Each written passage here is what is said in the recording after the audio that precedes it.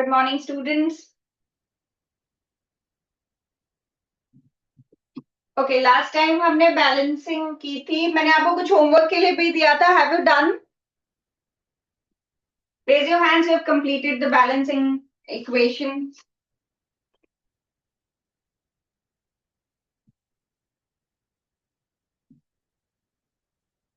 कोई प्रॉब्लम, कोई डाउट उन बैलेंसिंग में? नहीं है तो फिर ये जो मैंने इक्वेशन लिखी है बोर्ड पे, इसको बैलेंस करो। जिसका हो जाए फटाफट से मुझे बताएगा, अदरवाइज मैं आपसे पूछूंगी। जिसकी हो जाएगी balancing, you can raise your hands. अगर नहीं होगी तो मैं आपको हेल्प करूंगी, पर अगर कोई इसको कर पाएगा तो फटाफट से मुझे बताएगा। आपके सामने इक्वेशन है ब्यूटेन की। ब्यूटेन एलपीजी को बोलते हैं, लिक्विफाइड पेट्रोलियम गैस, जो सिलेंडर में भी प्रेजेंट होती है। जो गैस सिलेंडर हम घर में यूज करते हैं, तो उसकी कंबशन होती है। जब हम उसको बर्न करते हैं ऑक्सीजन की प्रेजेंस में, तो कार्बन डाइऑक्साइड और वाटर मिलता है। ये इक्वेशन आपको बार बार यूज होती रहेगी हायर क्लासेस में भी। कि कार्बन और हाइड्रोजन का एक कंपाउंड होता है, जिसको हम हाइड्रोकार्बन बोलते हैं। ऑक्सीजन की प्रेजेंस में जब भी हम इसको बर्न करते हैं, इसके प्रोडक्ट्स हमेशा ये कार्बन डाइऑक्साइड और वाटर ही बनेगा। ठीक है, ये इक्वेशन आपको हमेशा याद रखनी है। बस इसकी बैलेंसिंग डिफर करती रहती है। यहाँ पर number of carbon atom different होंगे, जिसकी वजह से इसकी बैलेंसिंग डिफर करती रहती है।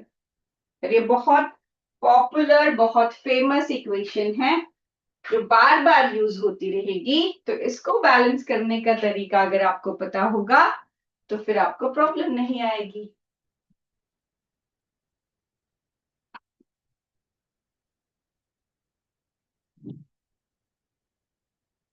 जो कर लेगा balance, you can raise your hand.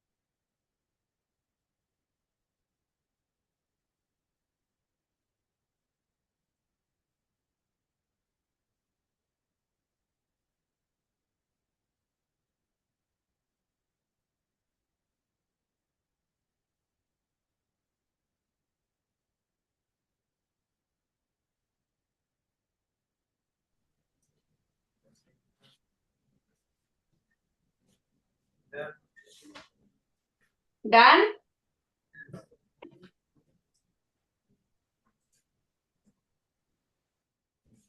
Yes, one boy is raising his hand, nobody else. किस किसने कर लिया? Raise your hands. Okay, good.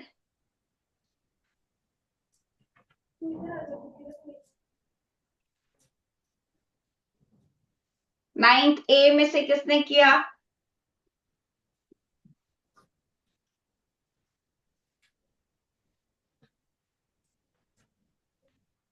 Okay, देखो फिर इधर, जैसे यहाँ पर आपके पास 4 कार्बन एटम्स हैं, तो first thing you do is, आप इधर भी कार्बन एटम्स को आपने इक्वल किया होगा।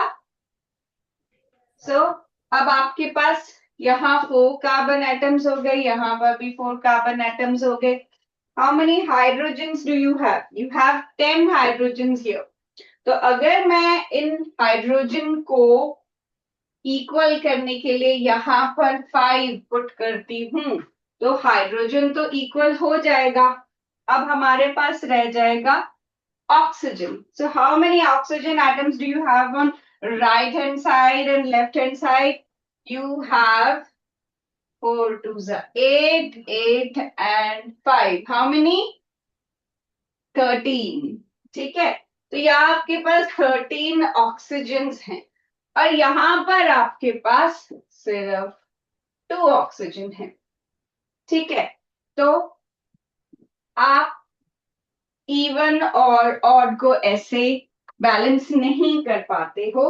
तो जब भी ऐसा इस इक्वेशन में बहुत हाइड्रोकार्बन्स के साथ साथ ऐसा आता है कि जो ऑक्सीजन के एटम हैं वो ऑड नंबर में आते हैं, लेकिन ऑक्सीजन हमेशा O2 के फॉर्म में एग्जिस्ट करता है, तो इधर ऑड नंबर आता है और इधर आपका O2 होगा, तो वो बैलेंस नहीं हो पाता ऐसे। तो हम क्या करते हैं, जो भी ऑड नंबर यहाँ पर आता है, जिसे यहाँ पर कितना आया, टोटल 13 आया, तो हम इस 13 को 2 से डिवाइड कर देंगे।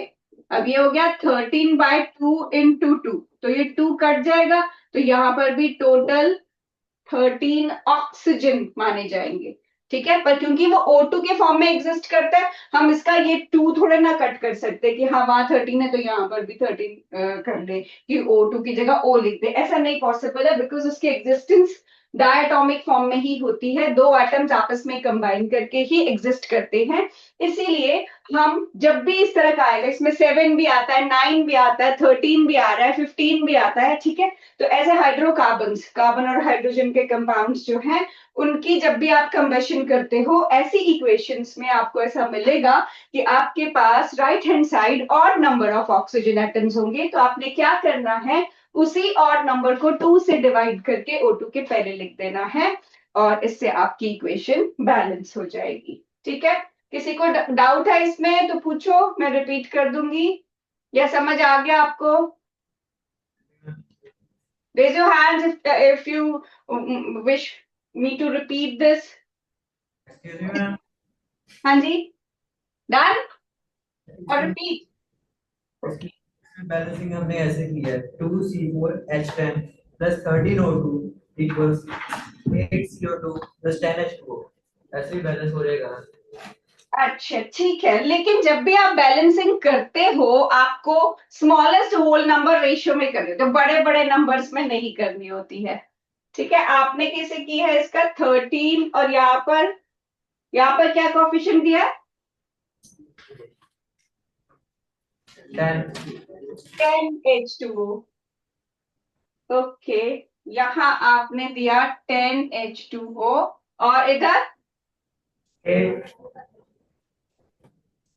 8, तो फिर वही बात आ गई ना, फिर आपने यहाँ पर आपने टू कोफिशिएंट दिया होगा, इज इट,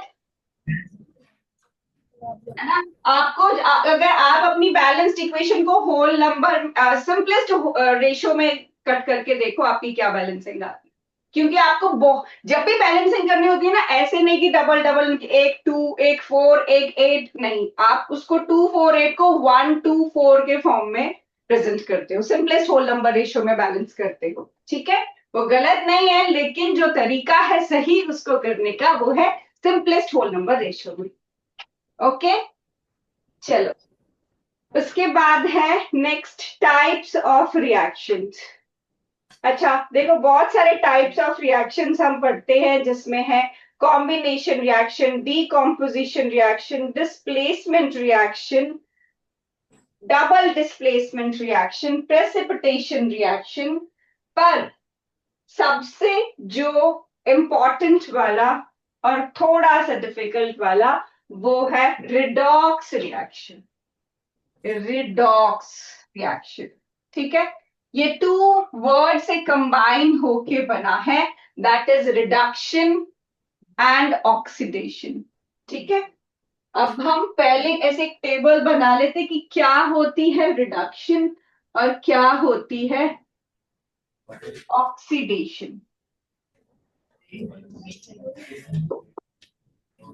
ठीक है, तो रिडक्शन और ऑक्सीडेशन को हम ऑक्सीजन और हाइड्रोजन की एडिशन या उसके रिमूवल के टर्म्स में स्टडी करते हैं, या फिर हम एटम और उसके चार्ज से पता लगाते हैं कि उसने इलेक्ट्रॉन लूज किया है या इलेक्ट्रॉन गेन किया है, और दोनों कॉन्सेप्ट आपको यूज होते हैं। ठीक है, तो ये तो बहुत सिंपल वाला वो होता है कि अच्छा रिडक्शन क्या है, this is addition of hydrogen, कि अगर आप देख रहे हो LHS और RHS में डिफरेंस देख रहे हो कि अच्छा जो एलिमेंट पहले लेफ्ट हैंड साइड में था उसके साथ अगर हाइड्रोजन अटैच हो जाए राइट हैंड साइड जाके तो addition of hydrogen is reduction, मतलब उसकी रिडक्शन होगी क्योंकि उसके साथ एक हाइड्रोजन अटैच हो गया। जैसे अगर मैंने यहाँ पर सोडियम के साथ हाइड्रोजन लगाया तो ये NaH सोडियम हाइड्राइड बन गया। ठीक है, बैलेंस कर सकते हो आप इसको फिर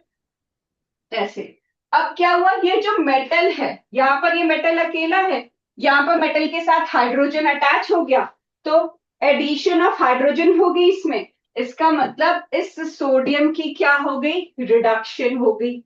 ठीक है, क्योंकि LHS से RHS जाते हुए इसमें एक हाइड्रोजन ऐड हो गया तो this addition of hydrogen is reduction. ठीक है, लेकिन अगर यहां पर ही इस सोडियम में मैं ऑक्सीजन ऐड कर दूं तो ये क्या बन जाएगा, ये बन जाएगा Na2O।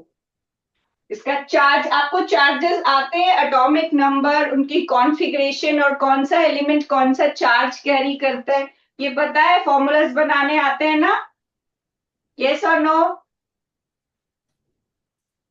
यस। यस, ठीक है। तो आपको अब देखो यहाँ पर ये Na पे 1 पॉजिटिव है, एक ऑक्सीजन पे -2 चार्ज होता है तो इसका जब फॉर्मूला बनेगा Na पे 1 पॉजिटिव O पे 2 नेगेटिव तो ये Na2O बन जाता है, इसीलिए मैंने आपसे पूछा। अब यहाँ पर ये क्या बोल रहा है कि जब आप सोडियम से सोडियम की ऑक्साइड बनाते हो तो एडिशन ऑफ ऑक्सीजन हो गया, addition of oxygen is called oxidation. तो हम यहां पर इसके नीचे लिख देते हैं that oxidation is addition of oxygen. या फिर अगर आप कहीं से ऑक्सीजन को रिमूव कर रहे हो तो removal of oxygen is also called reduction. मतलब अगर आपके पास यहाँ सोडियम ऑक्साइड है और आपने इसको तोड़ के सोडियम और ऑक्सीजन में चेंज कर दिया तो यहाँ पर क्या फर्क आया, यहाँ पर सोडियम के साथ ऑक्सीजन लगा था, यहाँ पर वो हट गया, रिमूव हो गया, तो this removal of oxygen is called reduction. ठीक है, removal of oxygen, if you want to write it you can. ठीक है, removal of oxygen is called reduction. वैसे ही कहीं पर अगर रिमूवल ऑफ हाइड्रोजन हो जाए तो वो ऑक्सीडेशन होता है। जैसे हमने सोडियम हाइड्राइड बनाया था, अगर वापस इसको तोड़ के मैं सोडियम और हाइड्रोजन को अलग कर दूं तो अब इस कंपाउंड से जब ये NaH से Na बन रहा है तो इसका हाइड्रोजन रिमूव हो रहा है, that removal of hydrogen is also called oxidation. ठीक है, इसके एग्जाम्पल्स भी आप साथ में लिख लो और फिर मैं इन्हीं एग्जाम्पल से आपको इलेक्ट्रॉन्स के टर्म्स में बताती हूँ कि कैसे इसको आप साथ ही उन्हीं एग्जाम्पल्स के थ्रू कर सकते हो। ठीक है, I am writing the examples here.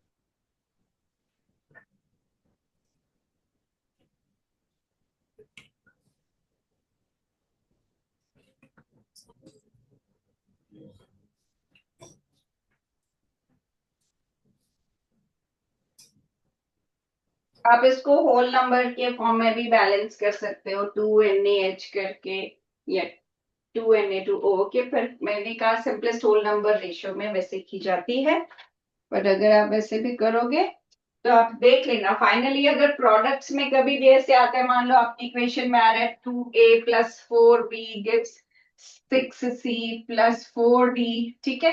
तो आप इसको जब बैलेंस करने के बाद एंड में लिखते हो तो ये 1A + 2B gives 3C + 2D ऐसे बन जाएगा सिंपलेस्ट होल नंबर रेशियो।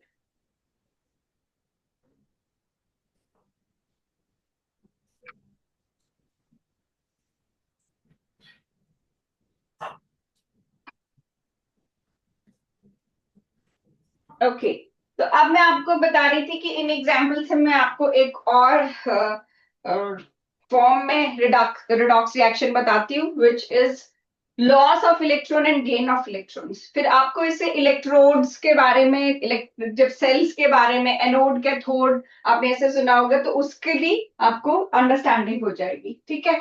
जैसे यहाँ पर देखो, रिडक्शन होता है गेन ऑफ इलेक्ट्रॉन, पहले तो आपको याद रखना है ये कि gain of electron is reduction and loss of electron is oxidation, ठीक है। जैसे अगर हाइड्रोजन है, H positive ion, positive ion कब आती है? पॉजिटिव आयन तब आती है, पॉजिटिव चार्ज तब आता है जब किसी एलिमेंट ने अपना इलेक्ट्रॉन लूज किया हुआ हो, ठीक है। जैसे देखो, अगर मेरे पास हाइड्रोजन है तो हाइड्रोजन क्या होता है? सेंटर में न्यूक्लियस होता है, एक ही शेल होती है उसके पास और एक ही इलेक्ट्रॉन होता है। इसके पास एक प्रोटॉन है, एक इलेक्ट्रॉन है, मींस इसके पास एक पॉजिटिव चार्ज और एक नेगेटिव चार्ज है, ठीक है। सारे एलिमेंट्स के पास यही होता है, जितना उसके पास पॉजिटिव होता है उतना उसके पास नेगेटिव होता है। ऑन द होल हर एटम न्यूट्रल होता है। फिर उस पर चार्ज कैसे आता है? अगर वो इलेक्ट्रॉन अपना इलेक्ट्रॉन लूज कर दे, बाहर निकाल दे, या फिर किसी से इलेक्ट्रॉन ले ले, उस वजह से उस पर चार्ज आता है। ये जो सेंटर में पॉजिटिव चार्ज आप देख रहे हो, इसमें कोई चेंज नहीं होता, लेकिन कभी भी दो एलिमेंट्स जब कंबाइन करते हैं वो हमेशा अपने लास्ट शेल के इलेक्ट्रॉन्स को यूज करते हैं, ठीक है। तो हाइड्रोजन के पास तो एक ही इलेक्ट्रॉन है उसकी लास्ट शेल में, अगर वो उसको भी लूज कर देगा तो क्या रह जाएगा उसके पास? ये इसने निकाल दिया, तो इस हाइड्रोजन के पास कुछ भी नेगेटिव नहीं रह गया, सिर्फ एक पॉजिटिव रह गया। मतलब इसके पास प्रोटॉन +1 हो गया, इलेक्ट्रॉन तो 0, तो ओवरऑल चार्ज क्या आ गया इस पे? Positive charge. तो अगर आप H पॉजिटिव लिख रहे हो, इसका मतलब है कि अभी हाइड्रोजन के पास एक भी इलेक्ट्रॉन नहीं है। और ये जितने भी पॉजिटिव या नेगेटिव चार्ज वाली चीजें होती हैं, क्योंकि वो चार्ज कैरी कर रही हैं, तो वो स्टेबल तभी हो पाती है अगर या तो ऑपोजिट चार्ज उसको मिल जाए और वो कंबाइन कर जाए, ठीक है। Opposite charges attract each other. तो अगर वो इंडिपेंडेंटली ऐसे H पॉजिटिव बने तो वो रिएक्टिव है, वो स्टेबल नहीं, वो किसी चीज के साथ रिएक्ट करना चाहता है। जब उसको कोई नेगेटिव चार्ज मिलेगा तब वो स्टेबल हो जाएगा, उसके साथ अट्रैक्ट होके कंबाइन करके स्टेबल हो जाता है, ठीक है। अब कहने का मतलब ये कि यहाँ पर हाइड्रोजन जो है, वो हाइड्रोजन जब एक इलेक्ट्रॉन लूज करेगा तब वो पॉजिटिव चार्ज कैरी करेगा, तो ये क्या हो गया? लॉस ऑफ इलेक्ट्रॉन, ठीक है। लॉस ऑफ इलेक्ट्रॉन, मैंने कहा क्या टर्म देते हैं लॉस ऑफ इलेक्ट्रॉन को? ऑक्सीडेशन। तो अब आपने ये भी दिमाग में रखना है कि कोई भी चीज अपना इलेक्ट्रॉन लूज करती है तब भी वो ऑक्सीडाइज होती है। चलो एक और एग्जांपल करते हैं। मेरे पास अगर सोडियम है, सोडियम का एटॉमिक नंबर क्या होता है? बोलो, atomic number of sodium.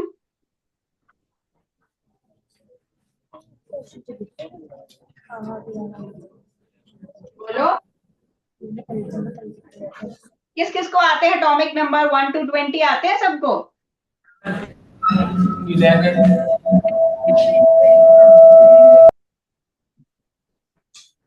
Configuration, shell wise configuration क्या है सोडियम की? 281 281, राइट?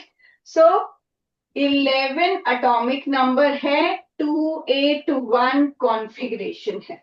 जो एटॉमिक नंबर होता है ना, वो ये प्रेजेंट करता है कि इसके पास कितने प्रोटॉन्स हैं, पॉजिटिव चार्ज हैं। तो इसके पास कितना? 11 पॉजिटिव चार्ज है। और मैंने बोला हर एलिमेंट न्यूट्रल होता है, उसके पास जितना पॉजिटिव होता है उतना ही उसके पास नेगेटिव होता है। तो जितने प्रोटॉन हैं उसके पास उतने ही इलेक्ट्रॉन हैं। ठीक है, जो भी एटॉमिक नंबर है किसी भी एलिमेंट का, उसके पास उतना ही पॉजिटिव चार्ज होता है, और एक न्यूट्रल एटम में उतना ही नेगेटिव चार्ज भी होता है। ठीक है, अब क्या है कि जैसे आप इसको शेल्स इसके ड्रॉ करते हो, तो आप ऐसे करते हो, फर्स्ट शेल में मैक्सिमम 2 आ सकते हैं। ठीक है, हाँ जी,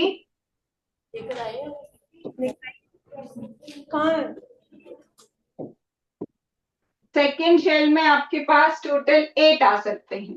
ठीक है, और जो लास्ट शेल है सिर्फ एक ही इलेक्ट्रॉन इसमें बचता है। वो चाहता है कि मेरी लास्ट शेल कंप्लीट हो जाए, फुल हो जाए, लेकिन इसमें मैक्सिमम तो 8 इलेक्ट्रॉन्स आ सकते हैं। तो अभी तो 1 इलेक्ट्रॉन ही उसके पास है, तो 7 लेना उसके लिए पॉसिबल नहीं होता है। तो सोडियम क्या करता है, इस इलेक्ट्रॉन को लूज कर देता है। अब अगर सोडियम इस इलेक्ट्रॉन को लूज करेगा, तो इलेक्ट्रॉन लूज किया ना, प्रोटॉन तो उसके पास फिर भी 11 रहेंगे। अगर एक इलेक्ट्रॉन लूज कर देगा तो उसके पास अब नेगेटिव चार्ज 10 रह जाएगा। ठीक है, तो पॉजिटिव चार्ज 11 और नेगेटिव चार्ज 10, ओवरऑल इस पे ये 10 नेगेटिव 10 पॉजिटिव को कैंसिल कर देगा, लेकिन फिर भी 1 पॉजिटिव चार्ज इस पे रह जाएगा। ठीक है, हम हमेशा बताते हैं कि उसके ऊपर जब चार्ज प्रेजेंट करते हैं 1 पॉजिटिव सोडियम पे लगाते हैं। तो क्यों लगाते हैं? क्योंकि उसकी लास्ट शेल में एक ही इलेक्ट्रॉन है जिसको लूज करके वो Na पॉजिटिव बन सकता है। अब मैंने आपको बताया कि Na से जब Na पॉजिटिव बन रहा है तो ये एक इलेक्ट्रॉन लूज कर रहा है, and loss of electron is called oxidation. ठीक है, loss of electron is called oxidation. तो अब यहां पर देखो, यहां पहली इक्वेशन में देखो, ये था सोडियम और यहां पर वो बन रहा है Na2O। ठीक है, यहां पर सोडियम एटम के फॉर्म में है और एटम के फॉर्म में वो न्यूट्रल है। जितना उस पे पॉजिटिव है उतना ही उस पे नेगेटिव चार्ज है। लेकिन जब वो ऑक्सीजन के साथ कंबाइन कर रहा है, उसके ऊपर पॉजिटिव चार्ज है और ऑक्सीजन के ऊपर -2 चार्ज है। तो मतलब ऑक्सीजन के साथ कंबाइन करने के लिए सोडियम ने अपना एक इलेक्ट्रॉन लूज किया है। तो Na से ये Na पॉजिटिव बना है। ठीक है, तो एक इलेक्ट्रॉन लूज करने के लिए इसने कौन सी प्रोसेस यहां फॉलो की है? ऑक्सीडेशन।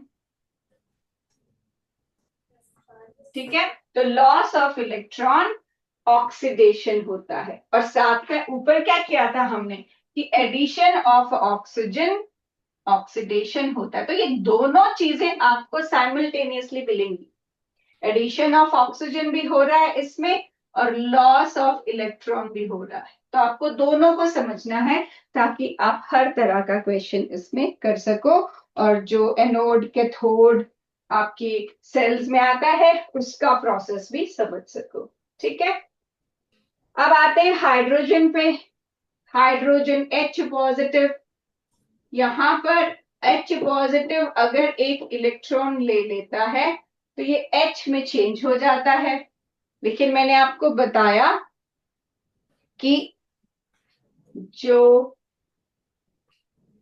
H है वो H2 के फॉर्म में ही एग्जिस्ट करता है, तो ये आपकी एक्चुअल इक्वेशन बनती है H2 plus 2 H2H positive plus 2 electrons gives you H2, या फिर आप हाफ के फॉर्म में कर सकते हैं, ऐसे कर सकते हैं। ठीक है, तो ये क्या हो गया, ये हो गया गेन ऑफ इलेक्ट्रॉन्स। ठीक है, gain of electron is reduction. अब यहां पर देखो सोडियम सोडियम और हाइड्रोजन आपस में कंबाइन कर रहे हैं, ये जो NaH बन रहा है this is called sodium hydride. NaH, this is sodium hydride. ठीक है, जिसमें Na पे होता है पॉजिटिव चार्ज और H पे होता है नेगेटिव चार्ज, राइट। तो इसका मतलब यहां पर हाइड्रोजन इलेक्ट्रॉन एक्सेप्ट करके H नेगेटिव बन रहा है, राइट। और अगर जैसे अगर आपके पास H2 प्लस Cl2 है तो यहां पर हाइड्रोजन इलेक्ट्रॉन लूज करके HCl बनता है ना, H2 plus Cl2 gives HCl, तो यहाँ पर H से H पॉजिटिव बन रहा है, तो hydrogen is losing electron, loses electron to form H positive,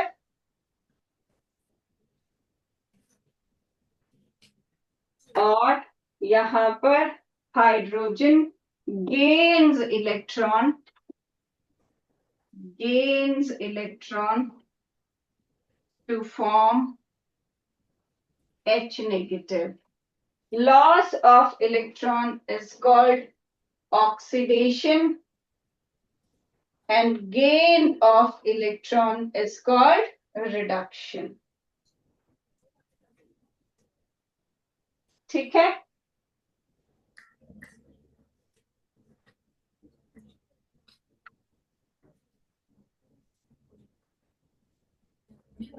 अब अगर आप इस Cl2 और HCl को कंपेयर करोगे, आप बताओ ये ऑक्सीडेशन होगी या रिडक्शन होगी?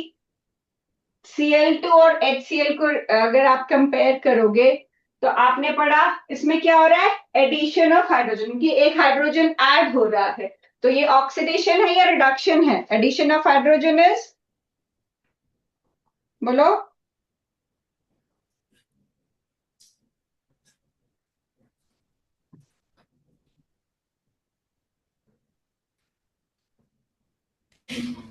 Cl की रिडक्शन होगी, Cl की रिडक्शन होगी बिकॉज यहाँ एडिशन ऑफ हाइड्रोजन हो रही है। और कोई रीजन दे सकते हो कैसे आपको पता चलेगा कि यहाँ पर Cl की रिडक्शन हो रही है? इन टर्म्स ऑफ इलेक्ट्रॉन्स बता सकते हो? पहले उसके पास 17 इलेक्ट्रॉन थे, फिर हाइड्रोजन से इलेक्ट्रॉन गेन करके उसके पास 18 इलेक्ट्रॉन हो गए। वेरी गुड, उसमें गेन ऑफ इलेक्ट्रॉन कर लिया, वो इनिशियली Cl में जीरो चार्ज पे था, Cl नेगेटिव में उसने गेन ऑफ इलेक्ट्रॉन कर लिया और वो 18 इलेक्ट्रॉन्स उसके पास हो जाएंगे। ठीक है, तो ये हो गया gain of electron, addition of hydrogen या gain of electron, zero charge से -1 चार्ज उसने अटेन कर लिया। ठीक है, और जैसे ये सोडियम हाइड्राइड हमने बनाया है, तो अगर मैं यहाँ पर Na plus H2 gives NaH sodium hydride, ठीक है, ये करती हूं, आप मुझे बता सकते हो कि यहाँ पर इससे जब ये बनेगा, what is this process called?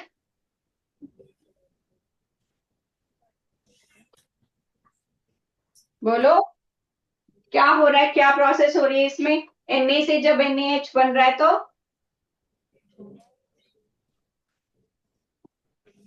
9th A, आप में से बोलो कोई। I've got the names also. Who's Arjun? 9th D. 9th D में अर्जुन।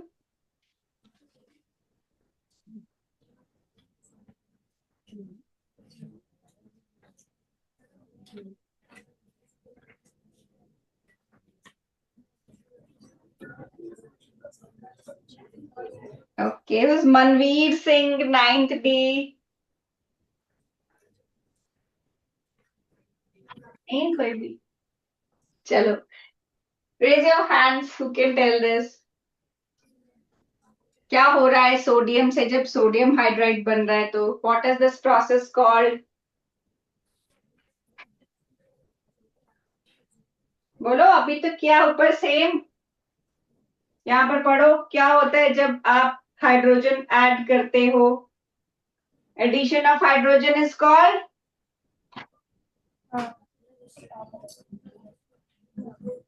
लिखा है आपने ये? Addition of hydrogen, what is it called? जोर से बोलो.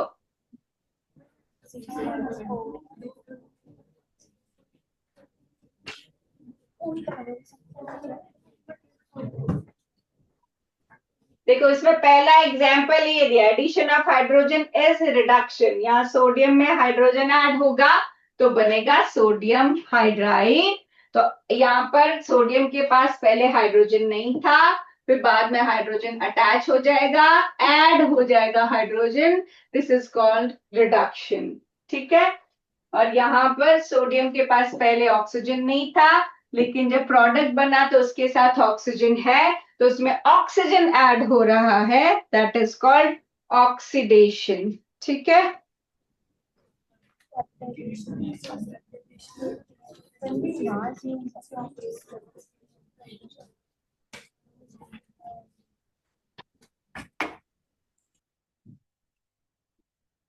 इस डिफरेंस को लिख लो.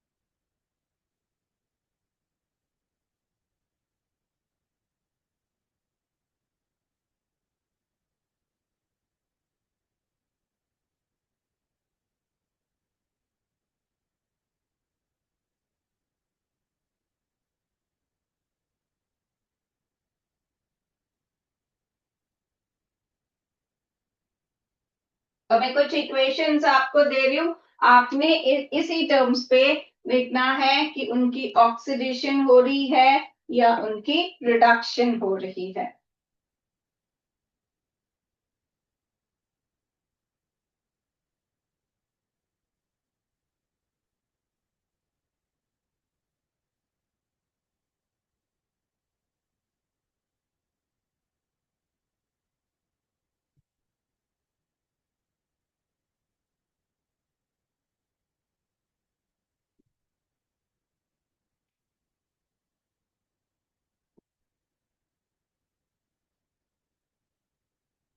अच्छा, मैं इनको अनबैलेंस देती हूँ ताकि आप इनको बैलेंस भी करके लाओ.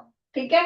इनको बैलेंस भी करना है आपने और बताना है कि इसमें कहाँ रिडक्शन और कहाँ ऑक्सीडेशन हो रही है.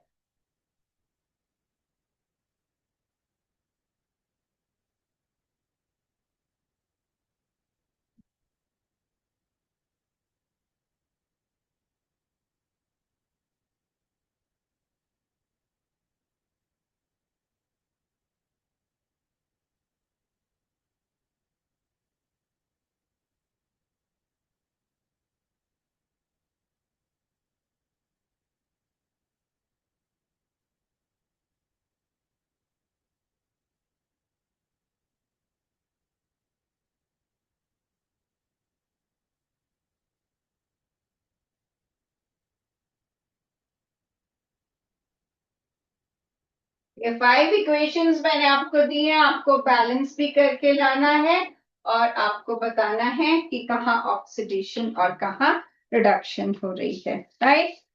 चलो, see you in next class. Thank you so much.